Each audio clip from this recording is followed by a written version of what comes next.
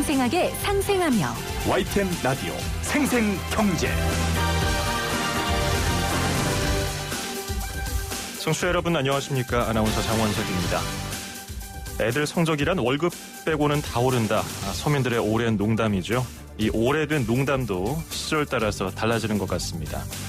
통계청이 오늘 발표한 12월 및 연간 소비자 물가 동향에 따르면 올해 소비자 물가 지수는 105.42로 1년 전보다 0.5% 상승하는 데 그쳤습니다. 연간 소비자 물가 상승률은 2016년 1%, 2017년 1.9%, 2018년 1.5% 이렇게 1%대를 유지하다가 지난해에는 0.4% 그리고 올해는 0.5%를 기록했습니다. 소비자 물가 상승률이 2년 연속 0%대를 기록한 건 통계 작성이 시작된 1965년 이후 처음입니다. 안 오르는 것에 애들 성적과 월급 또 물가까지 더해지는 것이 과히 기쁘지 않은 건 코로나19로 얼어붙은 지금 우리의 경제 상황 때문일 겁니다. 물가가 조금 오르더라도 경제 주체 곳곳에 생기가 도는 그런 2021년을 기다려보면서 2020년 12월 31일 2020년의 마지막 날 YTN 라디오 생생경제 지금 시작합니다.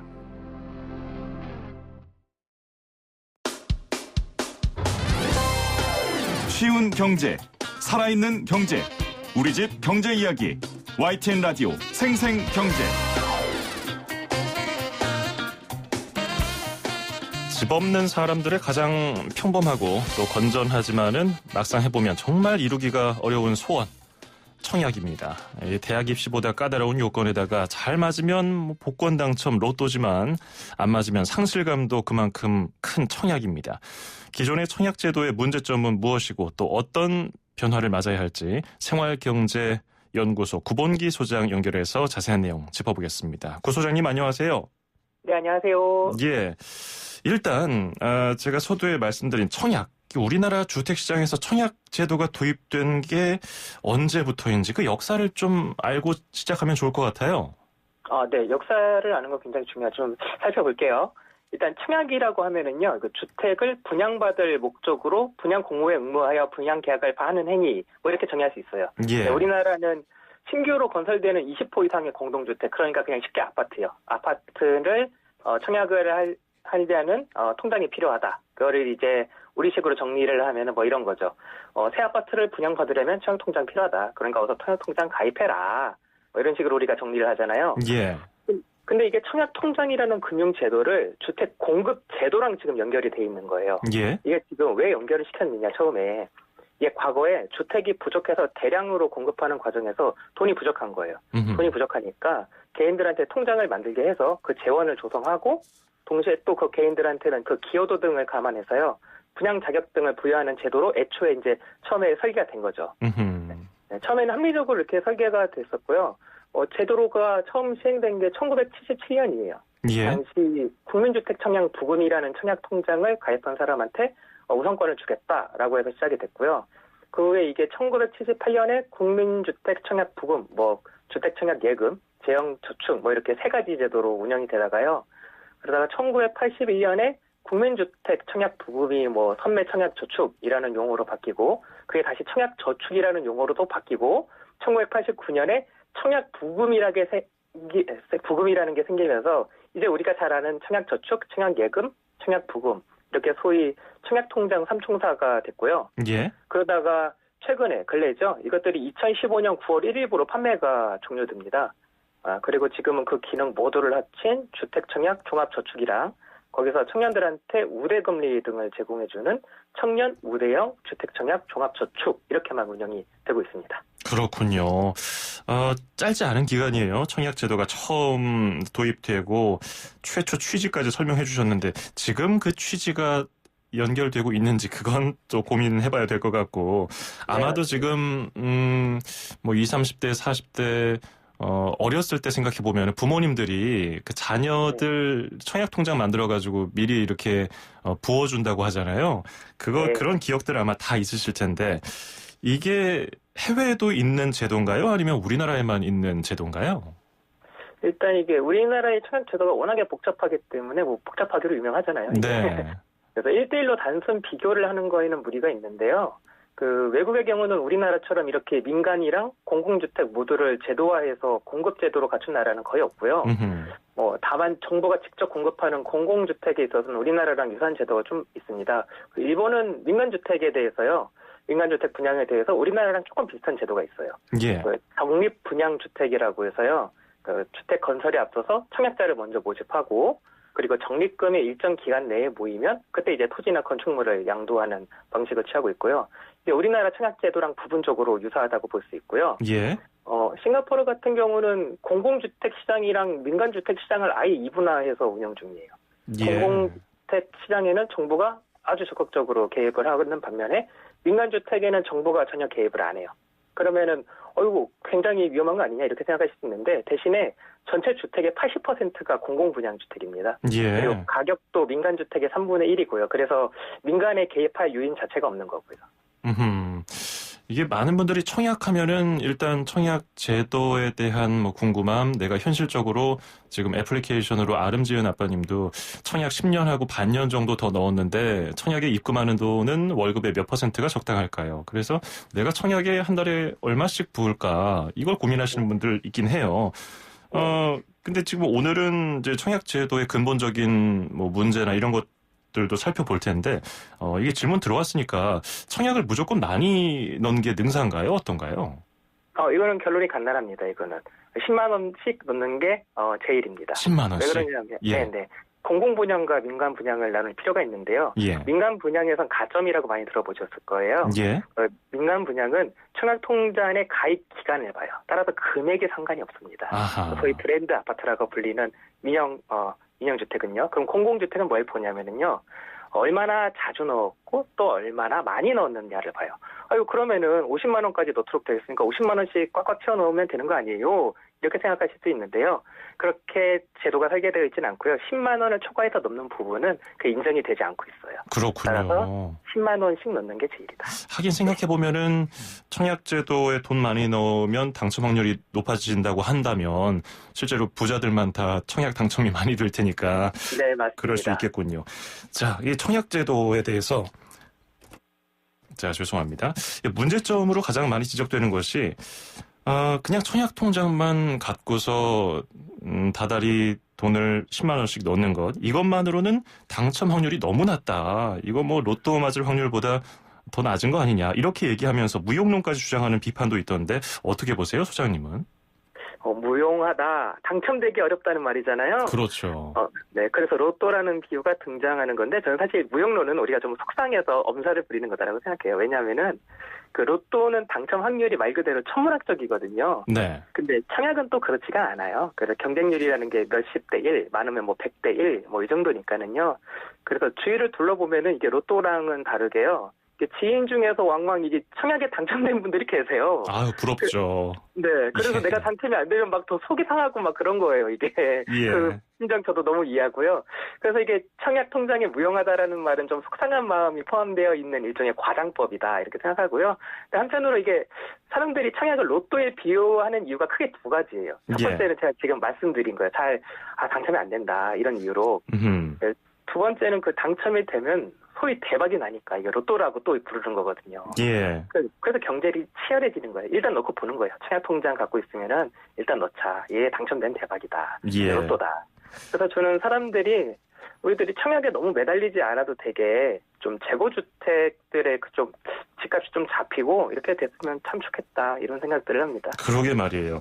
이 청약 당첨되기가 너무 어렵다, 이런 지적 계속 나오고 실제로 내 주변에서 뭐 당첨됐다 소리만 나오지 내가 당첨이 안 되니까 이 무용론 얘기까지 나오는 건데, 뭐 국민청원 게시판에도 비슷한 내용이 계속 올라오고 있어요. 과거에는 뭐 13년만 부으면 됐는데 지금은 20년 가까이 부어도 공공분양 당첨이 어렵다. 실제로 올해 서울 아파트 청약 경쟁률이 역대 최고였어요. 그래서 이게 공급 자체가 너무 부족해서인지 뭐 근본 원인을 소장님은 어떻게 보세요? 저는 공공분양을 늘려야 된다는 건 그냥 대전제라고 봐요. 공공분양은 뭐 계속해서 늘려야 하는 건 일종의 당이고요. 예. 그래서 공급 자체가 너무 작다는 말은 계속 나올 수밖에 없다고 보는데, 근데 또 한편으로 재원 확보 등의 한계가 분명 존재한다는 것도 우리가 알고 있어요. 예. 그래서 저는 주택 구입에 대한 이 수요를 신규 주택 시장이 아니고 기존 주택, 중고주택, 재고주택 시장으로 좀 분산할 필요가 있다고 봐요. 이거 제가 예. 아까도 말씀을 드렸다시피. 근데 이게 아까랑 비슷한 맥락의 말인데, 사실 이게 말이 좋아서 재고주택 시장으로 좀 분산해야 한다라는 거지, 결국 재고주택 시장으로 수요를 분산한다는 말은 집값 문제를 건드린다는 말이랑 똑같거든요. 예.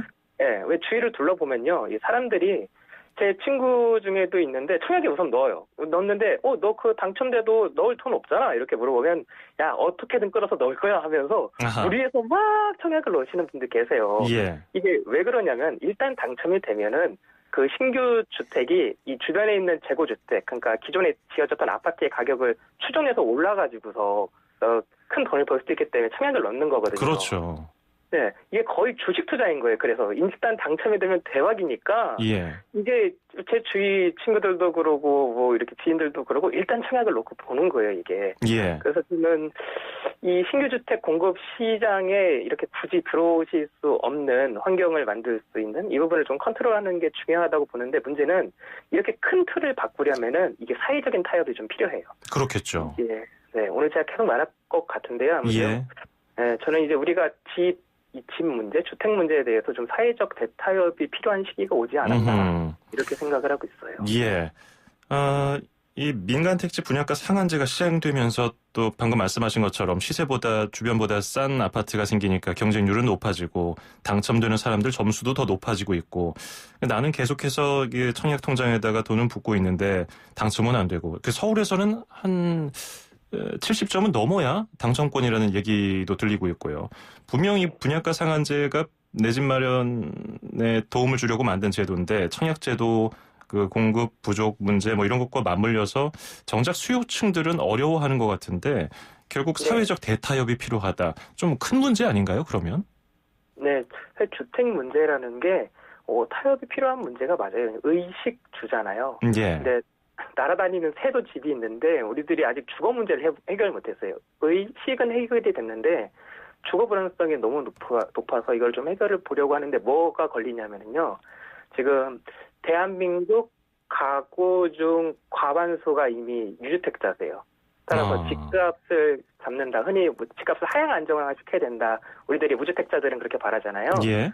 그러면 그 말은 다시 주택을 갖고 계신 과반수의 가구들 입장에서는 우리 집값이 떨어진다는 말이라서 이해충돌의 문제가 발생을 해서 타협이 좀 필요한 문제라고 생각을 하는 거예요. 그렇군요. 참 쉽지 않은 문제예요.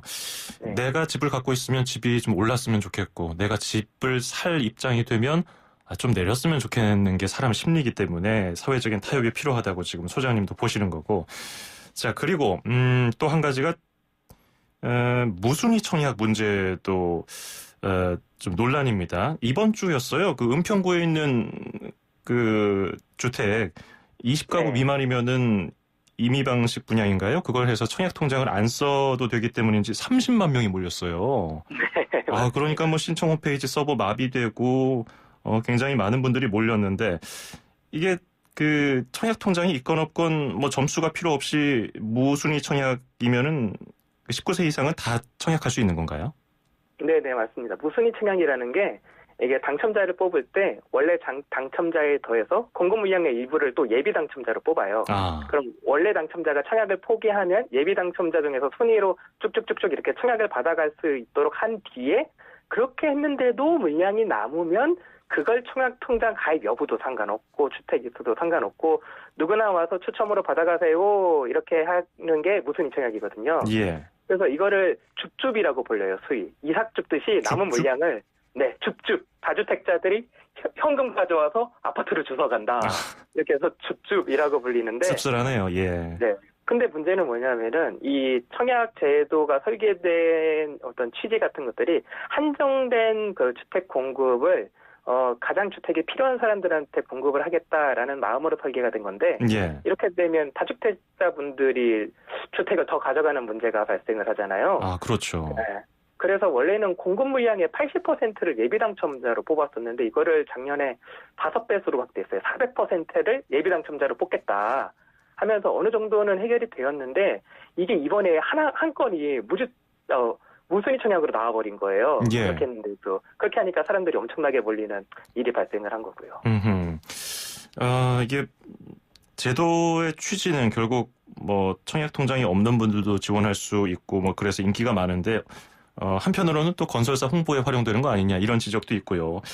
그리고 또 문제가 한 가지 있었는데 1순위로 뽑힌 사람이 30만 명 중에 있었을 거 아니에요? 네. 보도된 거 보니까 1순위로 당첨된 사람이 결국 완전히 로또에 당첨된 것과 마찬가지인데 성금이라든지 뭐 중도금 대출을 제대로 받지 못해서 낼 돈이 없어서 포기했다 이런 내용이 있었거든요. 결국은 네. 이번 정부 들어서 부동산 관련해서 대출 제도를 좀 어렵게 해놨기 때문에 이런 게 걸리니까 이런 게 결국 서민들에게 문제로 작용하는 거 아니냐 이런 지적이 있거든요. 소장님 어떻게 보시나요? 적극 그 문제의식에 공감을 하는 게요. 예. 우리들 청약이 비단 청약뿐이 아니고요. 이사만 다녀도 신경 써야 될 게 진짜 얼마나 많습니까, 이게. 근데 이게 청약으로 신규주택 청약을 받는다? 그러면 신경 써서 확인해야 될 게 한두 가지가 아닌 거거든요. 예. 저는 이거는 우리 제도가 끌어안아야 할 과제라고 보고요. 이게요. 제도를 공급자 중심으로 접근을 하면은 어떤 대출, 어떤 제도 이런 것들을 제대로 살피지 않아서 누락되는 부분 이런 책임을 개인한테 지우는데요. 이거를 사용자 중심으로 보면은 우리들 사용자 입장에서는 그러기에 이런 것들 시스템에 적극 반영돼서 우리가 미리 알 수 있고 걸러지도록 제도로 좀 설계해주면 되는 거 아니냐 이런 얘기가 나오는 거거든요. 예. 네, 그래서 저는 이런 거 적극적으로 기본 정보 등만 입력하면은 그것들이 체크가 다 되고 그리고 또 그것들이 연계돼가지고서 어떤 우리들이 고생하지 않아도 되게 좀 시스템이 구축됐으면 참 좋겠다고 생각을 하는데요. 이 문제들 해결하기 위해서 정부에서도 청약자격은 사전 검증 시스템이라 구축해서 운영하는 중인데도 사실은 부족한 게 너무 많아요. 예. 그래서 저는 그것들을 좀 사용자 중심적으로 계속해서 모니터링하면서 개선할 필요가 있다고 봅니다. 그렇군요. 자, 그리고 내 집 마련하는 데 있어서 일가구 집 하나 사는 사람은 투기꾼이 아니니까 좀 이런 제도를 풀어달라. 특히나 생애 최초 소득 제한을 풀어달라고 얘기하는 분들도 많은데 이 요구가 굉장히 커진 것 같아요. 네. 일부 물량은 생애 최초 공급분을 두면서 이야기가 지금 계속 나오고 있는데요. 예. 심정이 너무 이해되죠, 진짜로 이거는. 네. 저는 근데 이 부분은 어느 정도 불가피한 부분은 있었다고 봐요. 그리고 투기라서 막는 게 아니고요. 1주택자는 투기꾼이라서 금액이 어느 정도 있는 분들, 이런 분들은 투기꾼이라서 막는 게 아니고요. 이 한정된 양의 주택을 어떻게 배분해야 할지를 고민하는 과정에서 나온 어떤 불가피한 선택이었다, 이런 생각을 좀 하고요. 예. 이 주택을 빵으로 좀 비유를 해보면 되게 좋아요. 이거를. 빵이요? 얼마 전에 논란됐었는데. 네, 그런 빵 말고 먹는 빵이긴 한데 한정된 거예요. 우리들이 다 배고프고 지금 한정된 빵인데 빵이 우리가 100명이 있으면 100개 빵이 있으면 좋겠지만 그게 좀 적게 공급이 되는 거죠. 그러면 우리들이 모여서 이제 회의를 할 거 아니에요. 예. 그럼 이 빵을 누구한테 먼저 줄까? 이런 고민을 하다가 보면은 우선은 좀 약자들한테 먼저 주자. 이틀 굶은 사람한테 먼저 주자. 너는 점심밖에 안 굶었잖아. 이런 식으로 좀 회의가 될 거예요, 아마. 예. 이런 식으로 제도가 짜여지다 보니까 소득 기준을 불가피하게 뒀다고 보는데요. 한편으로 저는 소득 기준에 걸려서 여기 신청하지 못하는 분들의 그 서름도 너무 이해를 해요. 그래서 제가 아까 초대도 말씀을 드렸는데 이게 주택 문제는 지금 진짜로 전 국민적 합의가 필요한 어떤 임계점에 왔다고 저는 생각을 하고 있어요. 예. 임계점에 와 있다. 그리고 또 1인 가구 분양시장에 있어서도 이거 좀 억울하다는 분들 많아요. 그러니까 네. 민간주택의 생애 최초 특별 공급을 하긴 하지만 1인 가구의 경우는 생애 최초 특별 공급 대상에서 아예 제외가 돼 있으니까 또 받는 가점도 한계가 있어서 더 어려워진 거 아니냐. 이런 지적에 대해서는 어떤 해결책이 없을까요? 이게 딱 그 임계점이 온 사례의 대표적인 거죠. 이게. 그렇죠. 네, 왜 그러냐면은, 한번 보세요. 이게 1인 가구가 얼마나 지금 소위 말해서 차별을 받고 있는지 서러운지를요. 이게 청약 시장에서, 민영주택 같은 경우는 크게 세 가지를 봅니다. 가입 기간, 청약통장 가입 기간, 무주택 기간, 부양 가족 수. 여기서 점수를 매겨서 점수가 높은 순서대로 이렇게 주택을 공급하고 있는데, 1인 가구 같은 경우는, 부양 가족 수에서 이미 점수를 받을 수가 없고요. 예. 특히 젊은 층 같은 경우는 가입 기간, 무주택 기간에서도 점수를 받을 수가 없으니까 민영주택에서는 우선은 배제가 되는 거예요. 그럼 공공주택을 또 보자고요.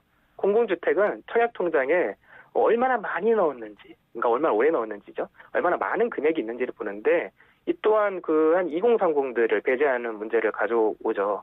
근데 이게 왜 그러냐면은 처음에 저희가 역사를 살폈잖아요. 이 청약제도의 역사를. 이게 시작된 지가 굉장히 오래가 됐는데 이제 수선할 때가 왔다고 저는 봐요. 왜 그러냐면은 그 당시에는 1인 가구는 일종의 생애 주기에서 2행기였어요. 2행기. 그러니까 결혼을 하기 전에 어떤 가구였던 거죠. 1인 가구는. 근데 요즘은 아니죠. 요즘은 노총각, 노처녀라는 말도 사라지고 있잖아요. 네. 그러니까 1인 가구가 2행기가 아닌 거예요. 이제는 주류인 거예요. 아하. 네. 근데 이 주류가 넓어지면서 요구가 늘어나니까 어떻게든 수요는 맞춰야 되겠는데, 수요에 대해서 공급은 맞춰야 되겠는데, 기존 제도로 안 되니까 지금 자꾸 돌아가면서 특별 공급이라든지 이런 식으로 자꾸 지금 제도를 수선하고 있는데, 예. 그렇게 아니고 큰 틀에서 좀 바꿀 필요가 있다. 예. 합의가 필요하다. 이렇게 봅니다. 자, 오늘 부동산 얘기하니까 시간 가는 줄 모르겠네요. 참 뭐 고민되는 것도 많고 참 속상한 것도 많고 하지만은 사회적 대타협이라는 소장님이 말씀해주신 그 말이 좀 가슴에 와닿긴 합니다. 자, 오늘 말씀 잘 들었습니다. 고맙습니다. 네, 고맙습니다. 네, 지금까지 구본기 생활경제연구소 소장이었습니다.